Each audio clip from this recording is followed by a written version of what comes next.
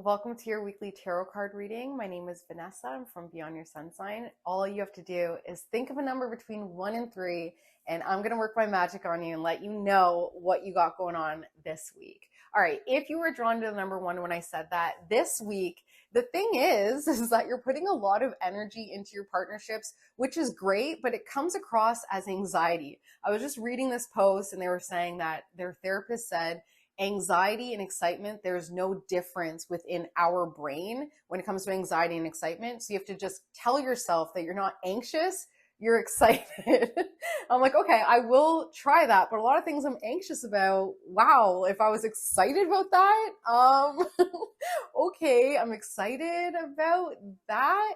Anyways, look at your relationships. Where do you have a level of anxiety? And you have to really be aware of your body when you're asking that question. Your heart is fluttering, you're shifting in your seat, your ears are getting hot, your cheeks are getting flushed, your throat is getting dry.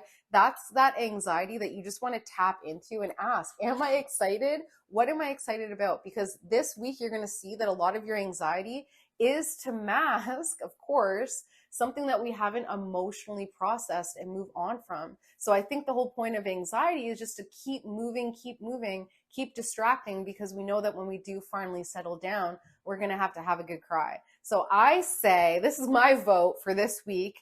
Calm down, slow down, cry it out. Truly, like, what's the worst that's going to happen? I know I'm always advocating for like, cry at the banks, cry in public. But seriously, why can we not live in a society where crying is a little bit more normalized? I don't understand it. Why is it okay for when I'm driving that person to be angry at me, but when I cry and be upset, I'm the one who's putting everybody at risk on the road with my no. Okay, so this week your anxiety is masking something, and it's masking the fact that you need to cry about something. You need to process something emotionally that wants to finally be laid to rest. It wants to finally just be done. It reminds me of a rose in the Beauty of the Beauty and the Beast. The petals slowly following, and when you touch a flower, that's what a quote I was just reading. It was talking about when it comes to life and living and death in general. When you look at a flower, when it's alive, when it's vibrant, it's so lush and pliable. But as soon as it's dead, it's brittle and dry, and it falls apart. It disintegrates as soon as you touch it. So at the end of the day, when we think about our lives, we need to be lively and palpable. We cannot be dry and rigid, or else we're dead. Like we're falling apart. So this week, a lot of the anxiety just wants us to give that nourishment, that emotional energy back into how we're feeling, so we can remain that pliable, movable person instead of the dry, cold, bitter, brittle person, sensitive person that just falls apart at any moment. So this week, yes, your anxiety is masking an opportunity to re-nourish yourself through emotional intelligence.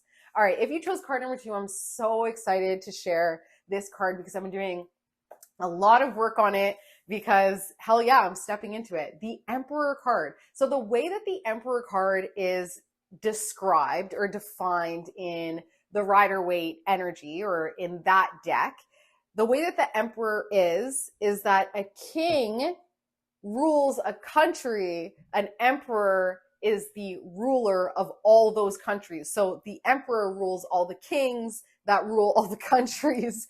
The emperor is the empire at the end of the day. And this week, you want to look at all of your countries. So like, if you want to use astrology, I would say that your countries are the 4 main quadrants. So you have yourself, like that's your country, who you are, the country of you.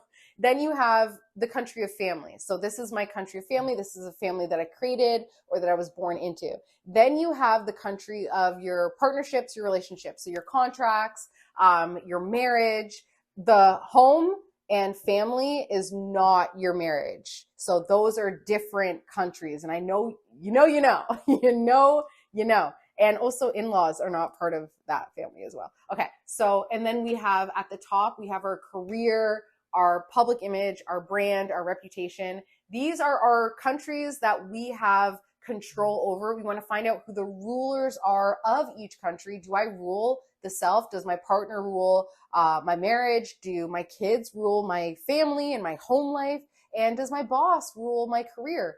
Try to become the ruler of each of your countries this week, or at least be aware of the rulers of each of your country, and make sure that your rulers know that at the end of the day, you are ultimately your ruler. See what I'm saying? So even if we were to apply it to, we'll apply it to boss to be a little bit easier and conservative. But at the end of the day, your boss does not rule your life. Yes, they can have an impact on your finances right now, or on your vacation time, or your mental health and your work-life balance, et cetera, et cetera, et cetera. But at the end of the day, they don't rule your life at all. So we just want to make sure that when we, and neither do your kids, and neither does your partner. Your partner does not. It's an equal partnership. So looking at all of our countries, where are the rulers? Who are the kings of our countries? And are we ruling those kings of our countries, or are they trying to overthrow us? Because at the end of the day, we are the rulers of our lives. Emperor. All right. Oh, sorry. I didn't mean to throw that down like that. I'm sorry. Sorry, Emperor. See, we need to have respect.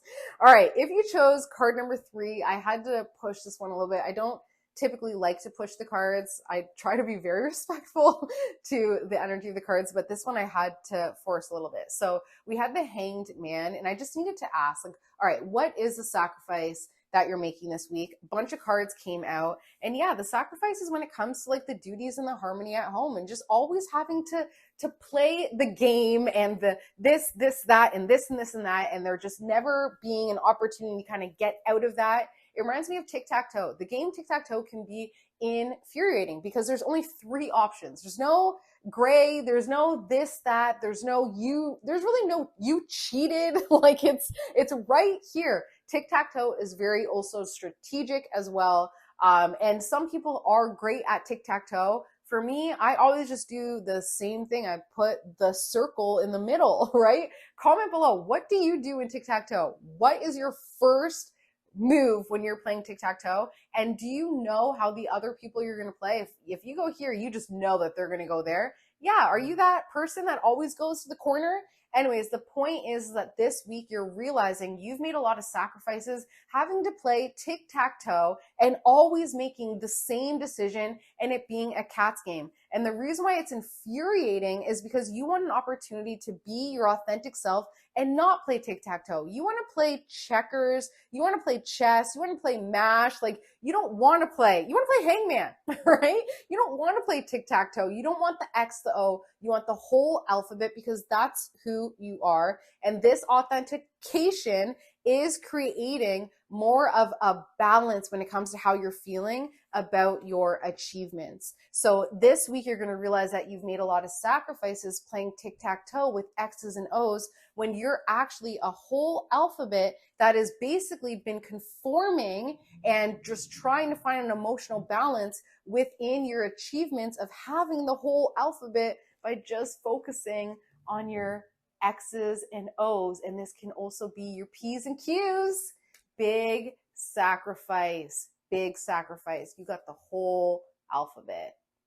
All right. I hope you have an amazing week. And as always, if you would like to connect with me or join my online course, Attracting the Law of Attraction Using Astrology, let me know. I'll put all the details below, but you can always reach out to me. You can find me on Instagram at Beyond Your Sun Sign, or you can email me directly, beyondyoursunsign@gmail.com.